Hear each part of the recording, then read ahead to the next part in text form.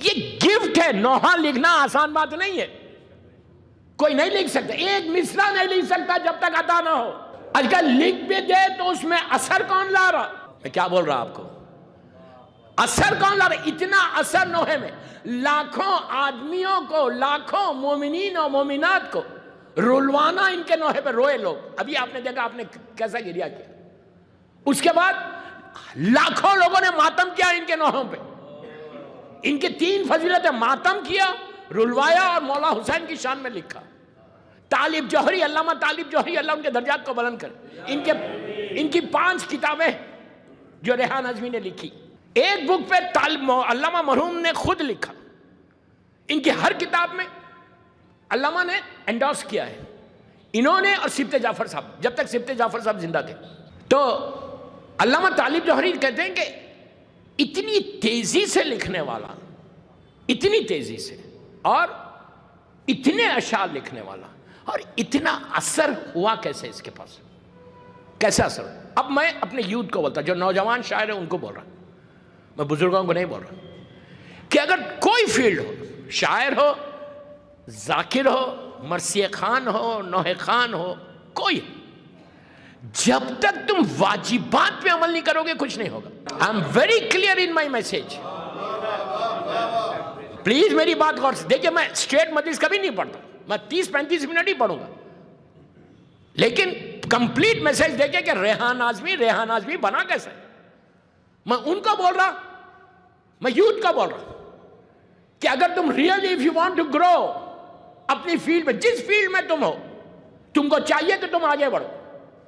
تم نوحہ خان ہو تو بہترین تمہاری آواز ہے تو تم آگے بڑھنا. مجھے اس سال 40 میں زنزبار میں تھا, میرا عشرہ افریقہ میں چل رہا تھا, میرے ساتھ عرفان حیدر جو نوحہ خان ہے وہ ساتھ تھے, یہ بھی بہت پرانے. تو انہوں نے ایک عجیب بات بولی, مجھے لگا, انہوں نے کہا مولانا جتنے بڑے نوحہ خان ہیں وہ ہم کراچی کے ہیں. تو مجھے فیل ہوا, میں انڈیا کا ہوں, حیدرآباد کا ہوں, ہمارے پاس کیوں نہیں؟ ہم لوگ ایک ہی محلے میں ہیں بس. انٹرنیشنل پلیٹ فارم پہ کون ہے بھائی؟ اس نے عجیب بات بولی, مجھے بہت ہرٹ ہوا یہ بات, میں کچھ بول نہیں سکا. کہ انڈیا کا کوئی نوحہ خان پوری دنیا میں نہیں چھایا ہوا. اردو ورلڈ کی بات کر رہا, میں اردو ورلڈ کی بات کر رہا. تو اگر دعا یہ کرو ہمیشہ, اگر ریحان, میں ان شاعروں کو بول رہا جو بالکل یوتھ ہے, ان کو بول رہا کہ تم جو نوحے لکھ رہے, تو اگر ریحان ناظمی کو مولا حسین وہ عزت دے سکتے, وہ عطا کر سکتے, تو تم کو نہیں. صرف مانگنے کا سلیقہ چاہیے, عطا میں کمی نہیں ہے. ہمیشہ یاد رکھو, کبھی بھی کسی شاعر کو دیکھو بہت اچھی منقبت اس کی ہوئی, بہت اچھے اشعار ہوئے اس کے پاس, آپ فرش شہزہ پہ اسی جشن میں بیٹھ کے دعا کرو. 50,000 نوحے مذاق ہے. 50,000. اور میں بار بار بول رہا آپ سے, ہم سے تو پرسنلی ملاقات بھی ہوئی تھی. پڑھنے والے جس کو انہوں نے بنا دیا, آج ندیم سرور بول رہا کہ نہیں, ان کے پاس ٹیلنٹ تھا, ٹیلنٹ والنٹ سب بازو رکھو, اگر امام چاہے تو تم کو لے کے نکل جائے. بہت بڑے ٹیلنٹڈ لوگوں کو جانتا ہوں, بہت بڑے ٹیلنٹڈ لوگ, کوئی فرق نہیں پڑتا. ٹیلنٹ سب ایک طرف ہے, نگاہ کرم امام ہونا. اگر نگاہ کرم امام ہے تو تمہارا نوحہ, تمہارا مرثیہ, تمہاری ہر چیز ایسے ابھر کے آتی. یہ کمال ان میں تھا. ہم بیٹھ کے اس کے شعر کے اوپر, اس کے مصرے کے اوپر, اس کی ذات کے اوپر یہ جو ویسٹ کر رہے نا ٹائم, پلیز, یہ جو ٹائم ویسٹ کر کے اپنے اعمال کو خراب کر کے, اپنے اشعار کو خراب کر کے, اپنے نوحوں کو خراب کر کے, یہ جو تم ویسٹ کر رہے ٹائم, اس سے ملنے والا کچھ نہیں ہے. اگر تم اس میں حسد کرو گے تو امام علی کا جملہ یاد رکھو, میرا مولا کہتا حاسد کو جلانے کی ضرورت نہیں ہے, وہ خود اپنی آگ میں جلتا ہے, وہ خود اپنی آگ میں جلتا ہے. اگر کوئی جل رہا تو اپنی آگ میں جل رہا. ریحان ناظمی کا کوئی فرق نہیں پڑتا. ویسٹ مت کرو یار اپنے ٹیلنٹ کو. دیکھیں شاعر بننا کوئی معمولی بات نہیں, کوئی بھی نہیں بن سکتا شاعر. اگر کوئی شاعر بن گیا, اب تم اپنے ٹیلنٹ کو استعمال کرو, تم آگے بڑھنے کی کوشش کرو, تم یہ کوشش کرو ہر. اچھا ان میں 2 باتیں اور بتا دوں. میں نے ایک جملہ بولا آپ کو, آپ نے اس وقت غور نہیں کیا, کہ واجبات کو چھوڑ کے کوئی اتنا بڑا نہیں بن سکتا. اگر میں واجبات پہ عمل ہی نہیں کرتا, ویسٹ کرتا ٹائم کو, رات بھر جاگ کے, صبح میں فجر پہ سو جاؤں میں, تو آپ کیا سمجھ, آپ کو اچھے اشعار ملیں گے؟ آپ کے اگر لکھ بھی دیا تو اس پہ اثر ہوگا. اس بندے کی اور ایک بات بتا دو, ابھی میں نے طالب جوہری کی بات نہیں کی، ابھی بتاؤں گا طالب جوہری کی.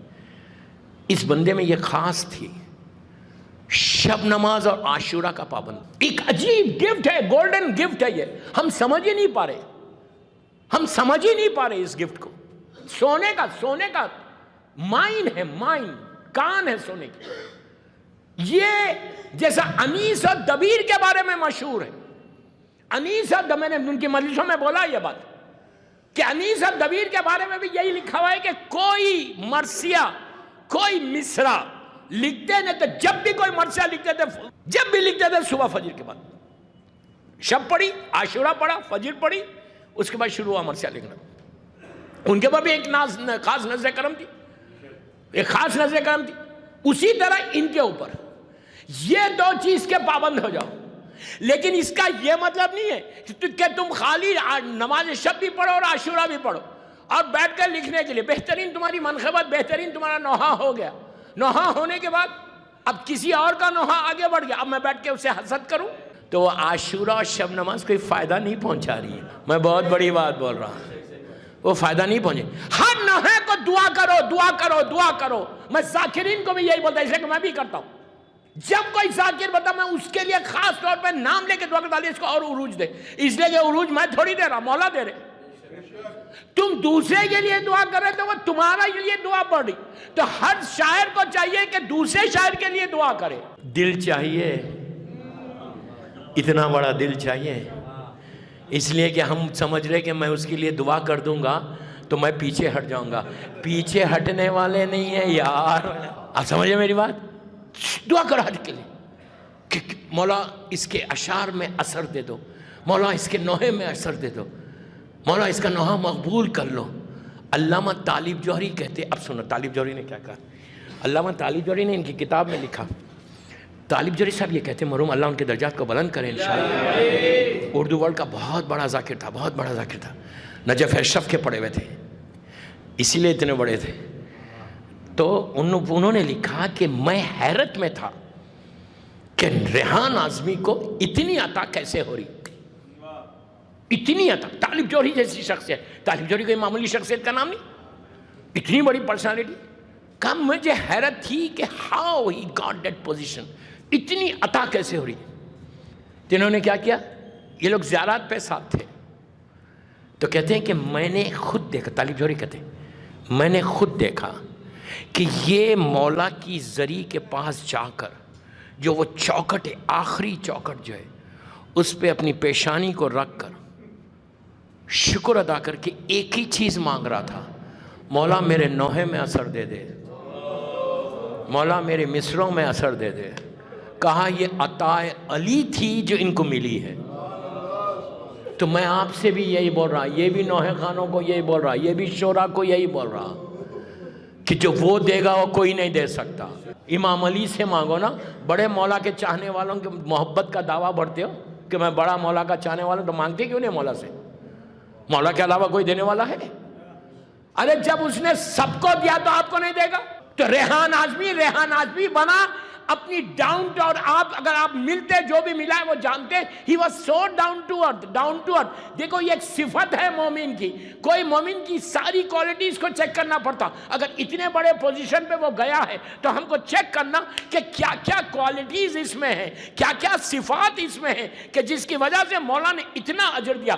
یہ واجبات کے پابند، شب نماز کے پابند، عاشورے کے پابند اور انتہائی ڈاؤن ٹو ارتھ. نوحے بہت مقبول ہو گئے، ہر طرف ریحان ہونے لگا. اب کوئی چھوٹی انجمن آئی اور آگے کہا کہ ریحان بھائی مجھے نوحہ چاہیے. یہ نہیں کہا جا بھائی. کوئی نوحہ خان آیا آگے کہا پلیز مجھے نوحہ لکھ. کم نہیں لکھتا، یہ کبھی نہیں کرتے تھے. ہمیشہ یہ خیال ہوتا ہو سکتا یہی نوحہ مقبول ہو جائے. یہ صفت کو پیدا کرو. افسوس کیا ہے ہمارے پاس کہ ہم سب، میرا جملہ انگلش میں بولوں گا، اردو میں نہیں بولوں گا جان بوجھ کے، ہم لوگ سب ڈینائل میں ہیں. 100-200 آدمی میں ہم ڈینائل میں زندگی گزار رہے ہیں. اس سے باہر نکلو یار، اس سے باہر نکلو. جب تک تم ڈینائل سے باہر نہیں آؤ گے تم کبھی آگے نہیں بڑھو گے. جب محفل میں ان شعراء کو، جو ینگ شعراء، یوتھ کو بول رہا، پڑھنے والوں کو، یوتھ کو، جب تم محفل میں بیٹھو تم اپنی زندگی کا ایک شعار بنا لو کہ میں کسی پہ اعتراض نہیں کروں گا، کسی کی بات پیچھے نہیں کروں گا. اس لیے کہ تمہاری زبان میں اثر ہونا، قلم میں اثر ہونا، یہ طے کر لو. یہ اگر طے کرو تو صحیح معنی میں مومن بن کر آگے بڑھو گے. تمہاری زبان میں بھی اثر ہوگا، تمہارے اس میں کہ اس لیے کہ تم نے وہ صفات کو، وہ بیماریوں کو ہٹایا اپنے پاس سے جو شیطان ہمیشہ ہمارے اوپر حملہ کر کے اسی بیماریوں سے تمہارے عمل کو خراب کر دے گا، تمہارے نوحے کو خراب کر دے گا. دوستو آپ سوچو کہ ندیم سرور صاحب کتنا مقبول شاعر ہوا، ان سے بہتر لوگوں کی آواز ہوگی. ایسا نہیں ہے کہ ان کی آواز اینڈ ہے. میرے بہت اچھے قریبی میرے ایک بھائی کی طرح ہے، وہ بڑا بھائی بولتے ہیں، جو جانتا ہے وہ جانتا ہے. لیکن میں آپ سے بتا رہا کیوں اتنا مقبول ہوئے، کیوں مقبول ہوئے؟ کوئی تو پیچھے چیز ہے کہ جو ان کو سپورٹ کر رہی ہے. وہ سپورٹ معصوم کی ہے، وہ عزت اللہ کی ہے کہ ایک سیلیبریٹی ہے پوری دنیا میں. ہم کیوں نہیں بن رہے سیلیبریٹی؟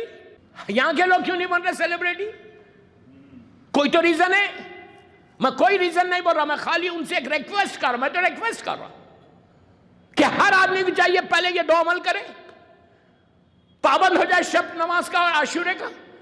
اس کے بعد جب لکھو دعا مانگو کہ مولا اس کو آپ ایک نظر کرم کر دو، اس کے اوپر ان مصروں کے اوپر نظر کرم کر دو. اس کے بعد یہ دعا، اس کے بعد کسی شاعر کی برائی مت کرو، کبھی کسی شاعر کی برائی مت کرو. اب آپ یہ مت بولو کہ میں شاعر کی نہیں کروں گا لیکن ذاکر کی کروں گا. اس کا مطلب ہے کہ کسی کی مت کرو، کسی کی برائی مت کرو. پہلی چیز یہ چھوڑ دو. اگر وہ شاعر بہت بھی بڑھ گیا آگے تو حسد مت کرو، یار اتنا یہ آگے کیوں بڑھ گیا. دعا کرو اللہ اس کو اور بڑھا دے، اور بڑھا دے، اور بڑھا دے، یہ اور بڑھا دے. تم بڑھتے جا رہے، تم دعا اس کے لیے کر رہے، اللہ تم کو بڑھاتا جائے گا. آپ نے غور کیا کہ ان کے نوحے کتنے مقبول ہوئے؟ 25. اور ایک بات میں بولتے بولتے آگے بڑھ گیا کہ ہر آدمی کا ایک گراف ہوتا، ایسا اوپر جاتا، ہر آدمی کا گراف ہوتا، اس کے بعد رک جاتا. وہ گراف یہاں سے چلتا، یہاں پہ آ کے رک جاتا، پیک پہ جا کے رک جاتا. ریحان نظمی کا پیک کبھی ختم ہی نہیں ہوا. کیا بول رہا یار میں؟ ہر سال نوحے آ رہے، ہزاروں لاکھوں شعراء کرام نوحے لکھ رہے. مولا ایک ایک نوحے خان کا ایک ایک مصرع قبول کرے، ہر ذاکر کی ذاکری مجلسیں قبول کرے، ہر پڑھنے والے کو قبول کرے. لیکن سب آگے ریحان کیوں نہیں بن رہے؟ ریحان کوئی ایکسٹرا آرڈینری نہیں تھے، ان کے اوپر صرف عطا تھی. ان کے پاس ان سے زیادہ قابل شعراء ہے، ان سے زیادہ. یہ تو جسٹ ہی was M A Urdu literature سے، یہ ایم اے تھے، بس گریجویٹ تھے اور اردو لٹریچر سے انہوں نے ایم اے کیا تھا. بس کوئی ایکسٹرا آرڈینری کوالیفیکیشنز نہیں تھی، لیکن کوئی بھی چھوٹی کوالیفیکیشن. اب اندازہ ہوتا کہ امام علی چاہے تو چھوٹی کوالیفیکیشن کو بڑی کر دے، چھوٹی کو بڑی کر دے. میں ہمیشہ یہ بات بولتا ہوں کہ ایک دفعہ ہر سال 13 رجب پڑھتا ہوں. انفارچونیٹلی اس سال بدنصیبی کہ ہم 13 میں نہیں جا سک رہے، تو تو میں ایسے 4-5 سال پہلے 13 رجب میں 11 رجب کو مولا کے روزے میں ہم بیٹھے ہوئے تھے. اللہ سب کو ہم کو زیارت نصیب کرے. امام چاہے تو بالکل ایک اندھیرا ذرہ بھی ہے تو اس کو بلند کر دے، ایک مصرع بھی ہے تو اس کو بلند کر دے. تو اب میں مولا کی ذریعے پہ بیٹھا تھا، 11 رجب تھی، دوسرے دن ہم کو جشن پڑھنا تھا. تو لکھنؤ کے ایک بہت بڑے عالم دین ہے جو مشہد مقدس میں رہتے ہیں. اللہ ہم کو بھی مشہد مقدس کی زیارت نصیب، بہت بڑی زیارت ہے غریب امام کی. تو وہ آئے، وہ بھی زیارت پہ آئے ہوئے تھے گروپ کو لے کر. انہوں نے آ کے مجھ سے ملاقات کی کہ عابد بھائی کیسے ہیں، کیا ہے. ہم دونوں بیٹھے ہوئے تھے، مولا کی بالکل ذریعہ مبارک سامنے ہم لوگ بیٹھے. کیا منظر تھا. تو اس وقت انہوں نے کہا کہ عابد بھائی آپ کو پتہ ہے پرشین ایک شاعر ہے، فارسی کا ایک شاعر ہے، اس کا ایک مصرع انہوں نے اردو میں بتایا مولا کی ذریعے کو. دیکھ غور سے سننا، مولا کی ذریعے کو دیکھ کے یہ شاعر کہتا، یہ مولانا کہتے ہیں صاحب امامہ سید زادے کا مولانا آپ کو معلوم ہے کہ ایک پرشین شاعر کا ایک شعر ہے، اس کا ایک مصرع ہے امام علی کے تعلق سے. کہتے ہیں کہ وہ شاعر کہتا ہے کہ اگر علی کسی ذرے پہ نگاہ ڈالے تو وہ ذرہ عرش الہی پہ جاتا ہے. صرف عقیدے کی بات ہے. ہمارا عالم کیا، ہم زبان سے علی علی کہتے ہیں. ہمارا عقیدہ کتنا اسٹرانگ ہے، ہم کتنے اسٹرانگ ہیں مولا کی محبت میں. میں ہمیشہ ایک جملہ بولتا ہوں، آج ریپیٹ کر رہا. ہمارا حساب یہ ہے کہ ہم بولتے ہیں مولا وی لو یو. اردو میں تو بولتے ہو نا مولا میں آپ سے محبت کرتا ہوں. میں نے انگلش میں بولا کہ مولا I love you but I don't want to listen you. میں محبت کرتا ہوں, آپ کی بات نہیں سنوں گا. آپ بول رہے غیبت مت کرو مولا, بغیر اس کے تو میں رہ ہی نہیں سکتا, بغیر کسی پہ اعتراض کرے میں زندہ ہی نہیں رہ سکتا. جب تک میں واجبات کو چھوڑوں نہیں مزہ ہی کیا. یہ ساری چیزیں بہت بڑھ بولتے ہم سب سے بڑے مولا. امام علی کا شیعہ وہ ہوتا جو علی سے محبت بھی کرتا, علی سے فرمان علی کو بھی مانتا ہے. فرمان علی اگر تمہارے پاس ہے تو تم مومن ہو. اسی لیے حکم ہے اپنے آپ کو مومن مت سمجھو, سامنے والے کو مومن سمجھو. ہم اپنے آپ کو مومن سمجھ رہے, سامنے والے کو تو یہ ہے یہ ہے یہ ہے بول رہے. ریحان آزمی کا سب سے کمال یہ, he was so down to earth سمجھ رہے, صاحب اخلاق آدمی تھا. مجھے شارجہ میں ایک مومن, اور آپ کا اس کا عقیدے کا حالت یہ تھی اس مرد مومن کی کہ 2 سال پہلے سلمان ان کے بیٹے کا انتقال ہوا. 17 ربیع الاول تھی, 2 صادقین کی ولادت کی صبح تھی. میت تو اٹھی, ایک آدمی سے اس بندے نے پرسہ نہیں لیا. جوان بیٹا مرا, دوسرے دن پرسہ لیا, کہا آج نہیں, آج میرے مولا کی گھر کی خوشی. دیکھیے دوستوں, میں بڑی آسانی سے بول رہا, آپ آسانی سے سن رہے. جذبہ چاہیے, جذبہ چاہیے. ایک آنسو نہیں, دوسرے دن پھوٹ پھوٹ کے رویا. ابھی بات ہو رہی تھی تو پتا چلا کہ یہ وہ بیٹے کا غم تھا جو اتنی جلدی ریحان آزمی چلے گئے.